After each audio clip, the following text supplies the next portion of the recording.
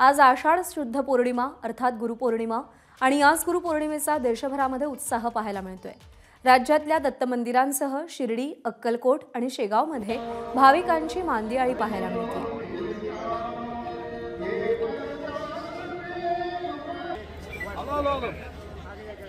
तर तीन दृश्य आपण पाहतोय।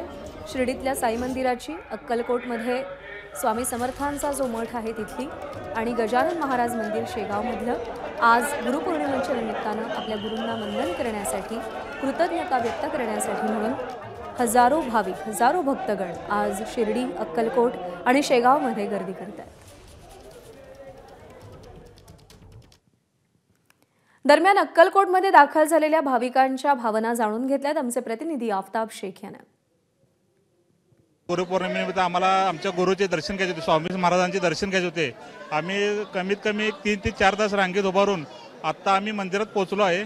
अजून एक स्वामींचे दर्शन घेतले की आम्हाला गुरुची दक्षिणा मिळाली असं आम्ही मान्य करतोय। स्वामींकडे आल्यासारखं असं म्हणजे वेगळंच काहीतरी फील होतं आणि सगळे दुःख हे माणूस सगळं विसरून जाते इथं आल्यानंतर।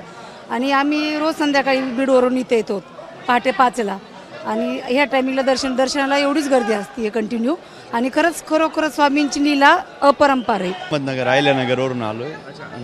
दरवर्षीप्रमाणे याही वर्षी आलो। मी येत असतो कधी पण, म्हणजे प्रत्येक गुरुपौर्णिमेला येत असतो। काय भावना असतात स्वामींचं दर्शन घेताना आणि अनुभव खूप आहेत स्वामींचे, सांगून तेवढे कमी आहेत अनुभव स्वामींचे। आज जे काय आहे ते सगळं। एबीपी माझा, उघडा डोळे बघा नीट।